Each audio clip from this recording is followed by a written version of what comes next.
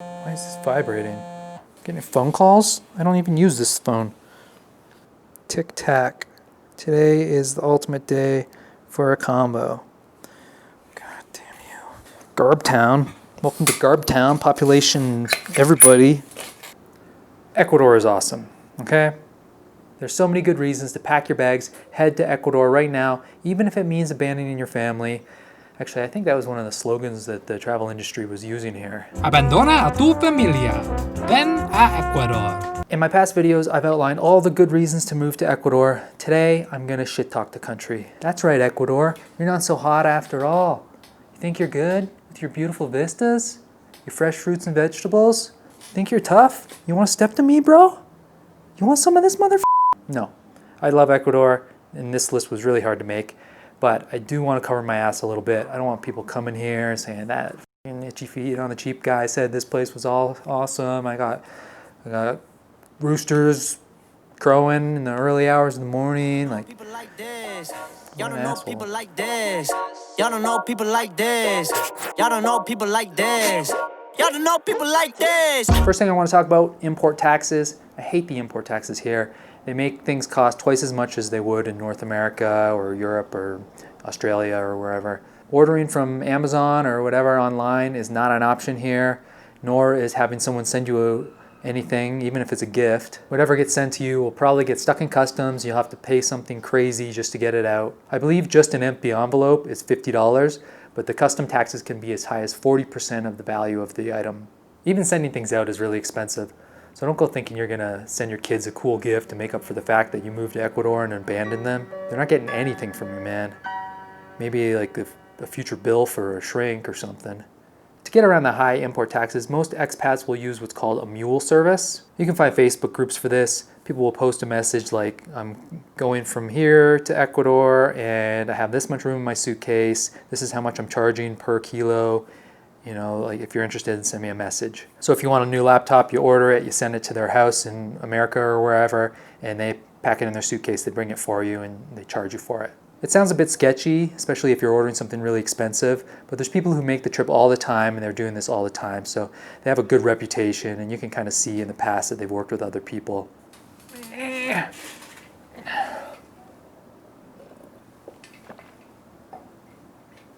Can you see that? Is that going to be a problem? Are you guys going to be like, what the f***? There's a glass there now. There wasn't a glass a second ago. A glass magically appeared. I'm really upset about this.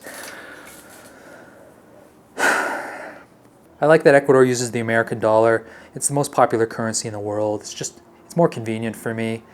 However, they can't print their own money here. So there's a real lack of $5 bills. There's a lack of a lot of paper money. I find that I collect change up and I forget to bring it out with me. Or maybe I just don't want to carry 5 pounds of change with me, and then I go to try to pay for something with a 20 and the person can't do it. They got to go out and they got to find somebody else who has change, and I end up waiting around, and then eventually they come back with more change for me. So that's a bit of a problem. Not a serious problem. It's not a big deal, but it is something that it's a bit annoying. Another annoyance is that there are a lot of stray dogs in Ecuador. I've had a few run-ins. I got nipped once by one. He didn't break the skin or anything, but he took a little nibble on me.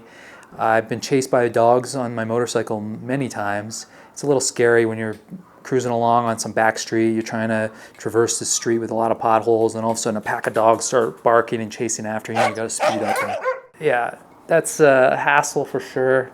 There are some nonprofits that are working on this problem. They're trying to fix the dog problem, both solve the problem and literally fix the dogs.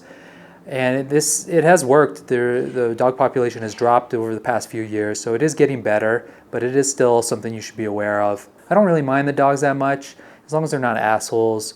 There's a few dogs around the city that we see all the time. We kind of make up names for, and maybe we feed them a little bit.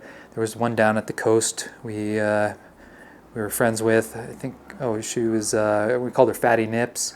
She was cool. Fatty Nips. The classic Latin American stereotype of always being late is alive and well in Ecuador. A lot of times people say they're going to be someplace and they'll show up a half hour late, maybe even an hour late.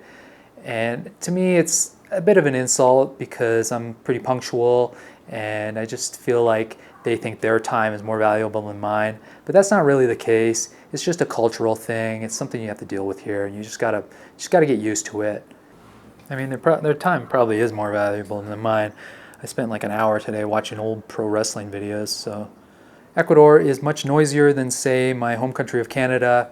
You got the dogs barking, you got the gas trucks coming around playing their little ditty, you got car alarms going off all the time, it seems, music being played too loud, roosters crowing.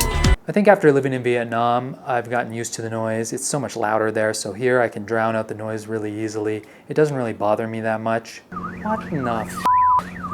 Although in the city, it is definitely worse, and it's something you should definitely consider when you're looking for a place to rent or looking to buy a place here. Probably the biggest frustration I have here is the lack of information and how quickly the information changes without much of an announcement at all. Last year they announced that the petrol subsidies would be abolished. It essentially doubled the price of gas overnight.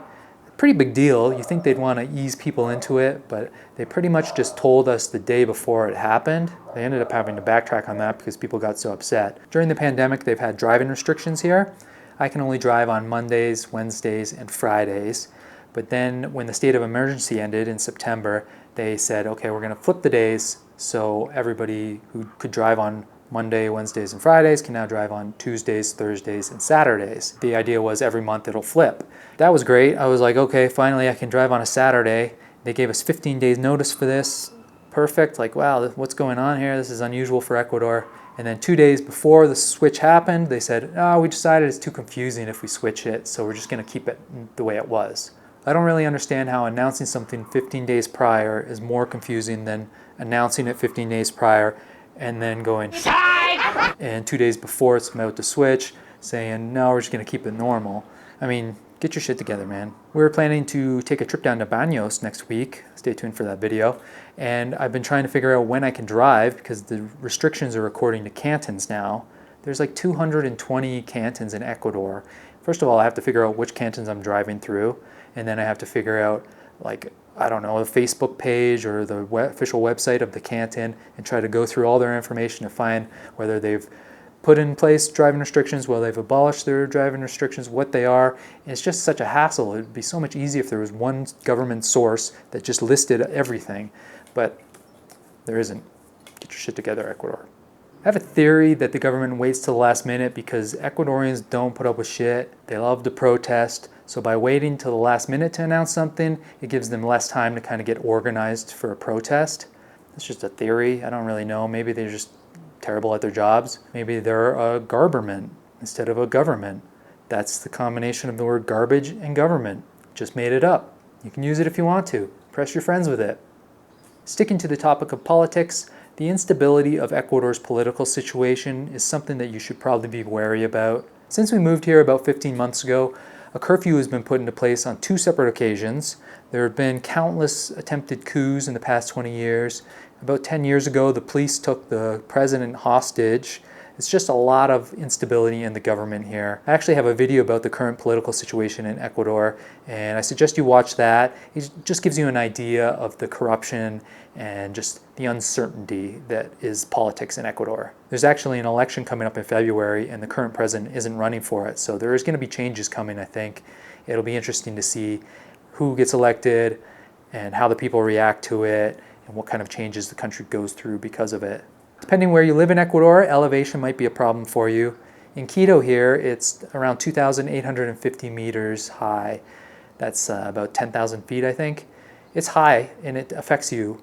It took me like a month to get used to it. It affects your sleep, your energy levels, how much you can binge drink, how many farts you produce in a day, just your overall like body's recovery rate. I remember hearing an interview with an MMA fighter who was trying to recover from an injury. She tried all kinds of treatment and nothing was working. Then she saw a doctor who said you got to move away from Denver. Shortly after leaving the Mile High City, she got better.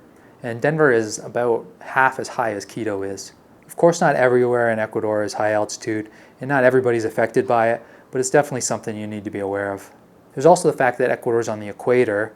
The angle at which the sun hits the earth here, it makes it very intense. You need to pay attention to the UV levels. You can't be out in the sun for more than 10 minutes without sunscreen. It's legit serious stuff here. I always wear a hat and try to cover up my arms if I'm going to be walking I'm a big fan of public transit. I love rubbing elbows with the locals. It makes you feel like you're really a part of the culture. Public transit in Ecuador is a bit rough though. The buses pollute a lot. It's a bumpy ride. They're often overpacked. The bus is also the #1 place to get robbed in Ecuador. If you're not careful, you'll get pickpocketed. You gotta make sure you know where your phone is at all times. Don't put your wallet in your back pocket. Wear your backpack on the front of you. And you'll probably be okay, but I do know one person who got their phone stolen. And that's quite a lot considering I don't really know too many people here. And I don't really have many friends at all here. Crime really isn't that bad here as long as you avoid certain neighborhoods. One time I got on a bus and it ended up not being the right bus and I ended up in a bad neighborhood. It was like the middle of the day, so it wasn't that big a deal, but I did have my DSLR camera on me, so it was a little bit worrisome. I do know people who have been robbed at gunpoint here. And when I say I know them, I mean somebody told me about somebody they knew. 'Cause again, I don't really have any friends here. But guns aren't really that big of a deal here, not like they are in Brazil or Mexico. And if somebody does have a gun and they're desperate enough to rob you, chances are the gun doesn't even work or there's no bullets in it. So, I mean, if it happens to me personally, I'm just gonna like go blood sport on them because, you know, you can do that. No, don't do that. Just give them your belongings and try not to pee yourself. Another thing you might want to pee yourself about is the potential for natural disasters here. I was thinking about it the other day actually, and if the earth went to shit, if it decided to turn on us, this would be a bad place to live. Close to the equator so it can get hot fast. There's tons of volcanoes that could just, if they all erupted, we'd be toast. Earthquakes, you're living on a fault line. I mean, not even my blood sport like fighting abilities would be able to help me in that situation. According to volcanodiscovery.com, in 2020, so far, Ecuador has had 252 earthquakes that were 4.2 magnitude or higher. That's a lot of earthquakes. Now, to be fair though, most of those are pretty minor, and since I've been in Ecuador, I haven't felt a single earthquake, but you never know when the big one's coming. Earthquake! What? Towns have been wiped out because of earthquakes here, and you always have to be prepared. We have like a bag that if we have to flee the house in a hurry, we can just grab, and it has some essential stuff for us. We also have a volcano kit prepared in case we have to seal ourselves up in our house for a while. Okay, I think I've covered pretty much everything. I do want to mention that, like any place, there are laws here in Ecuador that I fundamentally disagree with. For example, in Ecuador, abortions are illegal unless having the baby puts the woman's life in jeopardy, or if the woman was Down syndrome and was raped, which seems horribly specific. Currently, having an abortion will put you in jail for 6 months to 2 years. I hear things like this and it makes me angry, but I learned a long time ago that I just have to accept the laws in a country. As an expat, I don't have the connection to the culture that everybody else who've lived here their whole lives has, so it's not up to me. I lived in China for 3 years, and there's certainly a lot of things I disagree with when it comes to political control in the country, but these things never really affected me, and I think letting them bother me only really hurts myself. Okay, if you have anything to add, let me know in the comments below. I hope I didn't scare you off too much. I think these are things you need to be concerned about, but maybe just being aware of them is enough. I love living in Ecuador. I think the positives far outweigh the negatives. I mean, 17 million people or so live in Ecuador, and most of them are doing just fine, so there's not too much to be worried about. But maybe you're a wuss. What's up, bro? You want to step to me? Let's fucking go. Bring it, bro. Let's go. I'll fight you right now, bro. Prefer when I'm by myself. I don't wanna hang around y'all. Pray for good health. One day I'm gonna go mall. Fuck around and buy the whole mall. Breaking that cake. Flexing 700 in the bank. Not a superhero, I don't save. Look at my face. Look at my grades. Don't match up, no love. Look at fate. I just fade. When I hit the jack, you can keep the pie. Every night I gamble, I stop. Yeah. When I check the cost, I was like, oh, that's expensive. Ay.